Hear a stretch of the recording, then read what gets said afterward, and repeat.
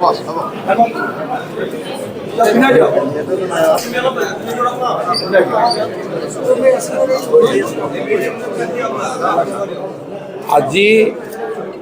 ভাৰতীয় জনতা পাৰ্টিত আমাৰ সন্মানীয় বিধায়ক বসন্ত দাস, কমলাক্ষ পুৰকায়স্থ আৰু শশীকান্ত দাসে আনুষ্ঠানিকভাৱে যোগদান কৰে।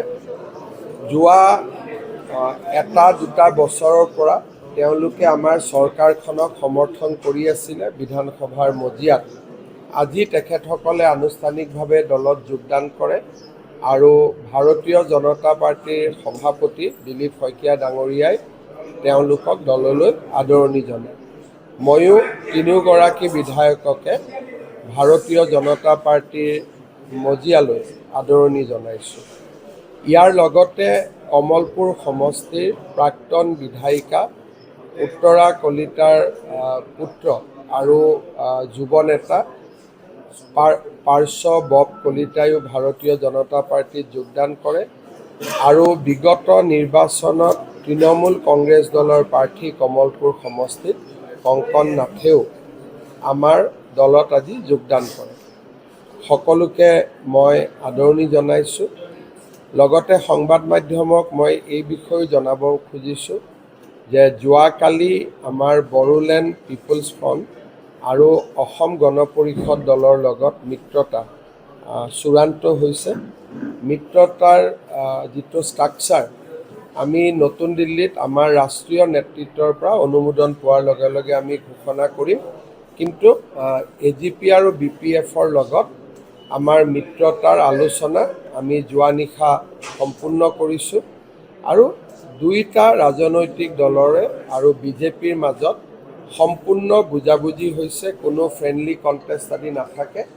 সম্পূৰ্ণ চিট বাই চিট আমাৰ এলায়েন্স হৈ গৈছে আৰু ৰাভা যৌথ সংগ্ৰামী মঞ্চৰ লগত বা আমাৰ ৰাভা জনগোষ্ঠীৰ লগত আমাৰ বকো, দুধনৈ আৰু গোৱালপাৰা ৱেষ্ট এই তিনিটা সমষ্টি লৈও ৰাভা যৌথ সংগ্ৰাম সমিতিৰ লগত আমাৰ মিত্ৰতা সম্পূৰ্ণ হৈছে। গতিকে মিত্ৰতাৰ দিশত আমাৰ বিশেষ আৰু আলোচনা কৰিবলগীয়া নাই।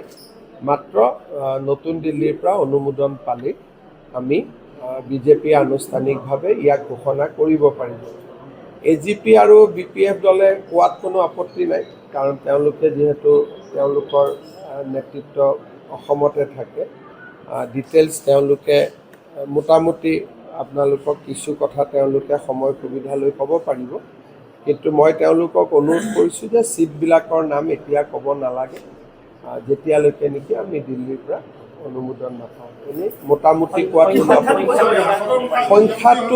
সংখ্যাটো অসম গণ পৰিষদৰ লগত যোৱাবাৰৰ সমানে এটা দুটা আগপিছ কৰি আমাৰ হৈ গৈছে। বিশেষ আমিও প্ৰেছাৰ পোৱা নাই, অসুবিধা পোৱা নাই আৰু তেওঁলোককো আমি কষ্ট দিয়া নাই। আৰু BPF দলৰ ক্ষেত্ৰতো আমাৰ সুন্দৰভাৱে বুজাবুজি হৈ গৈছে।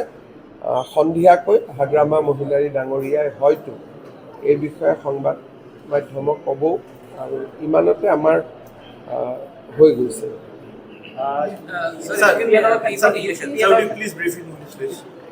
Yesterday night we have completed our negotiation.